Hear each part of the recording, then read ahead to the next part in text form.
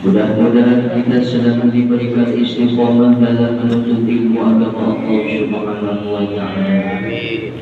Salawat beserta salam semoga tercurahkan kepada baginda yakni Kanjeng Nabi besar Muhammad sallallahu alaihi wasallam, juga kepada keluarga para sahabatnya, dan kita sebagai umatnya mudah-mudahan mendapatkan syafaatil ummahnya di hari akhir. Amin. Amin ya rabbal alamin. Hadirin yang dirahmati Allah Subhanahu wa Ta'ala, setelah bulan Rajab telah lalu, kita sudah membahas peristiwa yang agung di bulan Rajab, sehingga bulan Rajab salah satu bulan yang dimuliakan Allah Subhanahu wa Ta'ala, dimuliakan oleh Rasul Allah Sallallahu Alaihi Wasallam. Juga kita sebagai umatnya Rasulullah juga memuliakan bulan Rajab. Lalu sekarang bulan Syaban kenapa juga dimuliakan oleh Allah?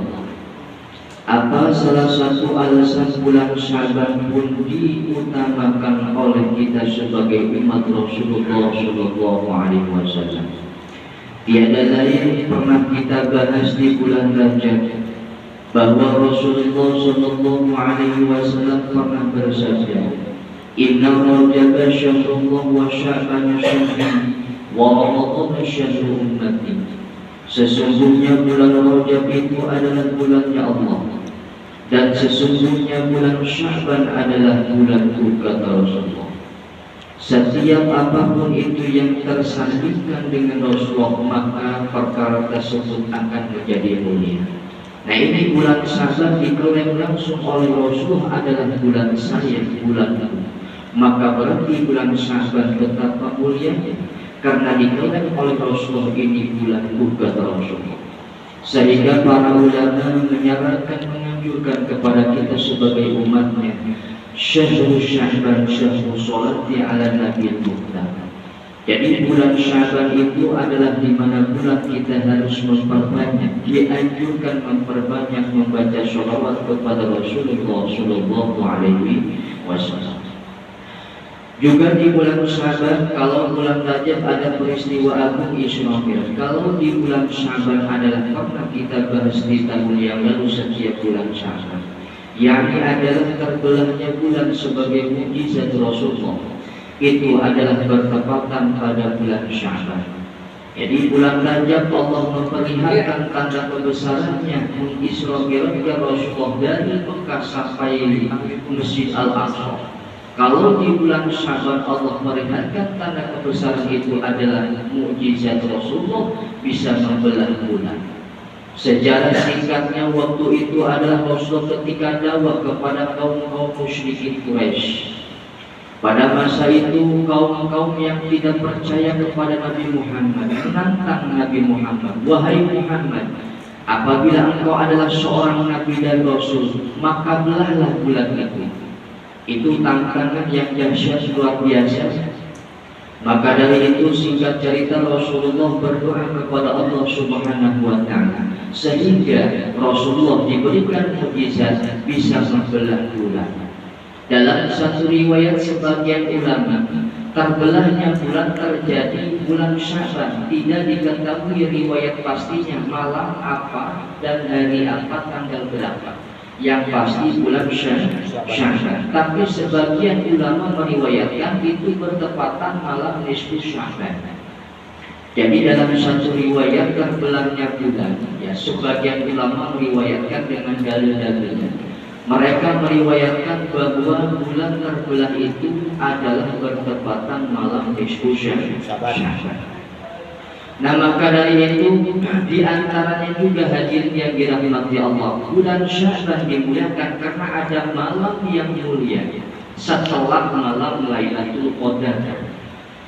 Jadi malam nisfu Syaban itu rankingnya, juaranya itu, derajatnya, keutamaan setelah Lailatul Qadar. Coba bayangkan setelah Lailatul Qadar tidak ada malam lagi. Artinya hanya malam nisfu Syaban setelah Lailatul Qadar yang mempunyai ranking derajat utama. Nanti kesananya ada malam Jumat dan lain sebagainya. Jadi yang pertama malam yang derajatnya yang mulia ada Lailatul Qadar, yang kedua malam nisfu Sya'ban. Jadi kalau di bulan Rajab itu dimuliakan 10 hari awal. 10 hari awal. Kalau di bulan Sya'ban 10 kedua, karena ada malam 15 di sana. Jadi kalau 10 kedua di bulan itu ya, 10 kedua, 10 pertama, 10 hari pertama, 10 hari kedua, namanya berarti ada angka 15 di dalamnya. Nah itulah kenapa bulan Sya'ban itu ada di 10 yang kedua mulianya. Kalau di bulan Ramadan itu 10 akhirnya. Makanya kenapa Rasulullah ketika 10 akhir bulan Ramadan mendekati Lebaran itu banyak itikaf Rasulullah di masjid. Karena memang arah-arah karena ada malam Lailatul Qadar.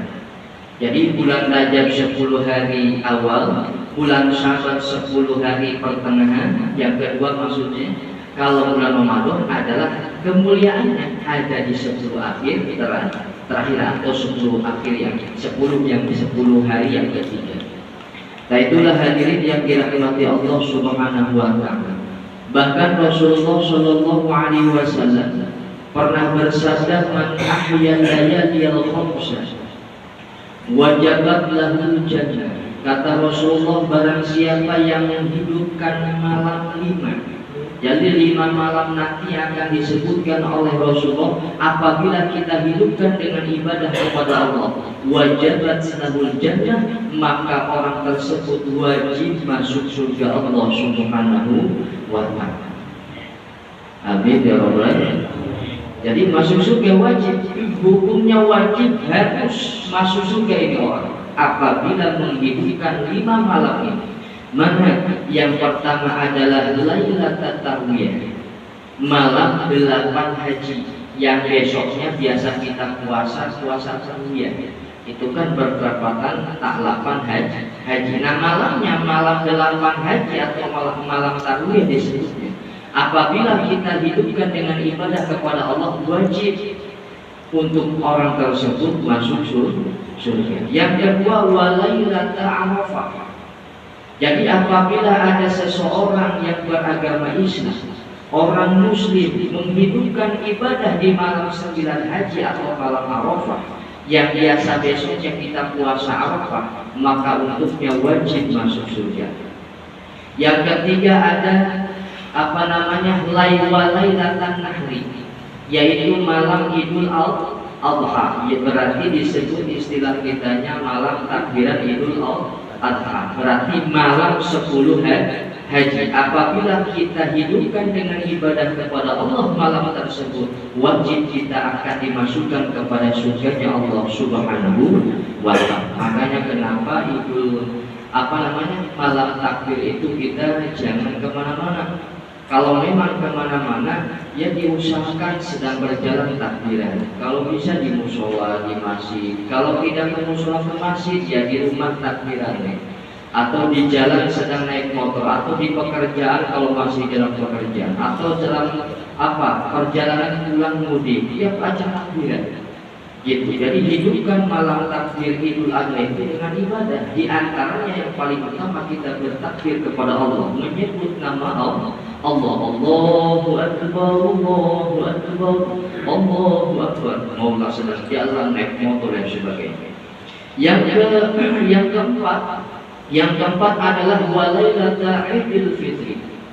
Berarti malam 1 Syawal atau malam takbiran Idul Fitri. Apabila kita hidupkan dengan ibadah kepada Allah, maka wajib kita akan dimasukkan ke dalam surga Allah Subhanahu wa taala. Yang kelima terakhir adalah Lailatul Nisfi min Sya'ban, yaitu malam nisfu Sya'ban. Apabila kita menghidupkan ibadah dengan cara apapun nanti, malam nisfu Sya'ban malam apa? Kalau memang hari Minggu mulanya malam minggu insya Allah.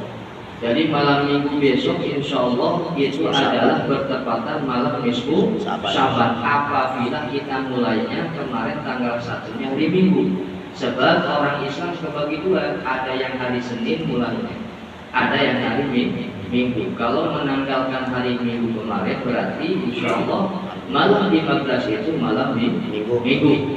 Nah, kita hidupkan dengan beribadah kepada Allah dengan cara apapun ibadahnya, dengan berzikir, dengan bersolawat, dengan membaca Quran, bil khusus baca surat Yasin, dengan apa lagi, dengan sholat sunnah, atau dengan mengerjakan kodok-kodok sholat. Yuk, ini sholat pokok ngodoi sholat malam minggu saban daripada orang ibadah ngodoin sholat. Yang penting kita hidupkan dengan ibadah kepada Allah Subhanahu. Cuma disarankan, dianjurkan di dalam kitab Syekh Abdul Hamid bin Muhammad Ali bin Abdul Qadir Al-Qudsi. Beliau mengatakan di dalam kitabnya, nama kitabnya Kanzun Najwa wa Syuhur, disarankan orang-orang Islam, orang Muslim setiap nisfu Syaban dianjurkan membaca surat Yasin 3 kali.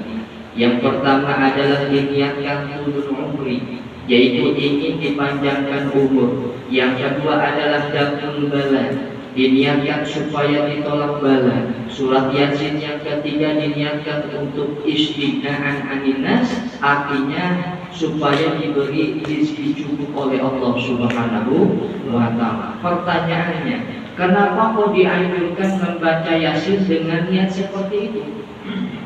Itu yang menjadi pertanyaan kita. Kenapa setiap malam nisfu Syaban ketika kita ibadah, ya namanya ibadah, ya kita ibadah kepada Allah beres sebenarnya. Tapi kok harus diniatkan seperti itu juga di samping niat ibadah? Artinya kita punya niat di samping niat murni ikhlas karena Allah, tapi punya niat hajat masih apa? Ingin dipanjangkan umur, kedua tolak bala, ketiga adalah supaya diberi cucu. Kenapa harus niat seperti itu? Ternyata kalau kita kaji ada satu riwayat Rasulullah pernah bersabda mengenai masalah malaikat Israfil. Ternyata malaikat Azrail itu setiap malam nisfu Syaban ditugaskan oleh Allah Subhanahu wa ta'ala untuk menyalin nama-nama orang-orang yang akan meninggal dari bulan Syaban ke Syaban yang akan datang. Syaban ke Syaban ini kan kalau kita hitung 1 tahun, walaupun Syaban bukan awal tahun, bukan. Syaban itu kan bukan awal tahun Islam itu kan apa? Bulan Muharram. Bulan Syuro. Kan Syaban. Ya. Jadi Syaban ke Syaban. Syaban ke Syaban ternyata Allah memerintahkan malaikat Azrail.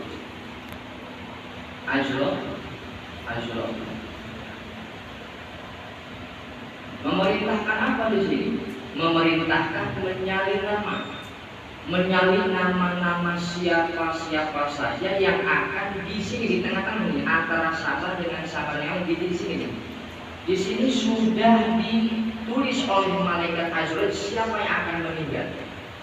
Syaban ke Syaban. Di sini sudah tertulis nama-nama hamba Allah yang akan dicabut nyawanya. Makanya kenapa setiap malam nisfu Syaban kita dianjurkan baca Yasinnya dengan niat ingin dipanjangkan umurnya. Karena ada riwayat seperti itu. Riwayatnya setiap malam nisfu Syaban itu malaikat Azrail diperintah. Jadi kalau ajal itu kan sudah ditakdirkan Allah.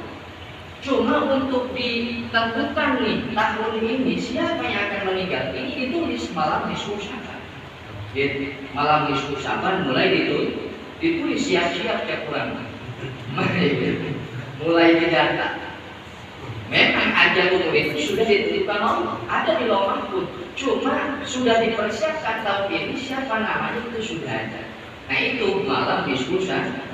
Makanya kenapa setiap malam nisfu Syaban kita baca surat Yasin kok ada ini? Padahal cukup kita lihat ibadah kepada Allah. Tapi kita kan punya hajat setiap masih manusia. Artinya ketika ibadah kesempatan kita memohon kepada Allah. Karena salah satu diijabahnya doa adalah ketika kita ibadah kepada Allah Subhanahu wa ta'ala. Jadi makanya kita yang pertama adalah ingin dipanjangkan umur. Terus yang kedua, karena di sholat ke Syaban ini ya biasa Pak, yang namanya pernah saya bahas di bulan Muharram, di bulan Syawal kalau tidak salah. Itu kan Allah menurunkan bala Dalam setahun 320.000. Pasti di sini ada bala-bala di sini. Bukan bala-bala yang sudah dipakai. Bala itu ya godaan, cobaan, gempa, bencana, tsunami dan lain sebagainya. Supaya kita dijaga, baca surat Yasin yang kedua dengan diniatkan daf'il bala, yaitu supaya ditolak bala, dirasa oleh Allah dari bala. Yang ketiga diniatkan supaya istighnaan aninas, supaya diberi rezeki yang cukup. Karena surat Yasin diantaranya supaya kita ada satu faedah. Yasin itu kan faedahnya supaya rezeki cukup juga. Sebab di zaman kesabaran ini pasti kita ada kesulitan ekonomi dan lain sebagainya. Pasti yang namanya kehidupan. Hadirin yang dirahmati Allah Subhanahu wa Ta'ala. Itulah kenapa malam Nisfu Sya'ban kita dianjurkan baca surat Yasin 3 kali balik. Lalu bagaimana nih bagi kita orang yang malas biasanya? Jangankan baca kali yang 3 kali sekalipun kadang-kadang sulit orang malas. Namanya juga malas. Susah kalau malas, padahal harus dipaksa. Ya. Kuncinya orang malas itu hanya dipaksa. Karena tidak akan pernah sampai kepada makom istiqomah kalau tidak kita melewati proses yang dua. Mana dipaksa biasa. Kalau dipaksa dan biasa ini belum ada di dalam diri kita, istiqomah tidak akan pernah kita gapai makom ini. Sulit. Orang kalau sudah istiqomah enak Pak, tidak akan pernah meninggalkan kebiasaannya kalau sudah istiqomah. Tapi untuk makom istiqomah ini harus melewati yang dua ini yang sulit. Perlu dengan perjuangan dan lain sebagainya, yaitu dipaksa. Sudah dipaksa kita nanti biasa. Paksa biasa, nanti sudah biasa baru kita istiqomah. Orang kalau sudah istiqomah, sesibuk apapun sholat tidak akan pernah ditinggalkan. Itu istiqomah. Makom istiqomah itu makom tertinggi, luar biasa. Senajan bulan puasa, meskipun kita puasa sambil usaha ya puasa. Orang yang istiqomah, kecuali yang itu nggak kuat dan lain sebagainya. Nah itulah hadirin jamaah rahimahullah, bagi orang malas silahkan gak apa-apa baca surat Yasin sekali baik. Sekali niatnya tilu deh. Gus mah ibadah seutik. Gus mah ibadahnya kecil, pengen pengen menang banyak. Gak apa-apa bagi kita yang malas daripada gak baca surat Yasin. Baca surat Yasin sekali dengan niat yang tiga, pengen panjang umur, ingin itu tolak bala, ingin dicukupkan rezeki. Orang pokok daripada kita malam Nisfu Sya'ban juga baca surat Yasin sama sekali. Cuma bagusnya 3 kali. Apalagi kalau bersama jamaah. Kita kalau sama jamaah saya suka noleh ini pada keluarga kayak. Makanya kalau bersama jamaah apalagi yang tidak biasa ibadah ya cukup sekalian nggak apa-apa. Caranya begini, udah sekali beres nih sama jamaah di sholat atau di masjid. Silahkan bapak-bapak, ini kita tadi udah mengatakan 1 kali, kita berdoa sekarang. Nanti yang 2 kalinya silahkan masing-masing aja. Masing-masing aja. Jadi saya 3 kali juga kalau sendiri main. Kalau bersama jamaah kadang-kadang ada yang ini takutnya, kecuali di dosa. Ya Pak Ustadz siap, gimana ini 3 kali siap? Nah baru itu. Berarti nanti tanya dulu Pak Ustadz maju. Gimana ini 3 kali baca Yasin siap? Tidak. Kalau ada sekali aja. Jadi nggak apa-apa. Jadi surat Yasin sekalipun nggak apa-apa. Yang penting kita ayo niatkan yang baik, ibadah kepada Allah supaya ini dipanjangkan umur, supaya tolak bala dan rezeki. Amin ya rabbal alamin. Itulah hadirin mengenai masalah bulan Sya'ban ya. Mudah-mudahan ada manfaatnya. Amin ya rabbal alamin. Hadirin yang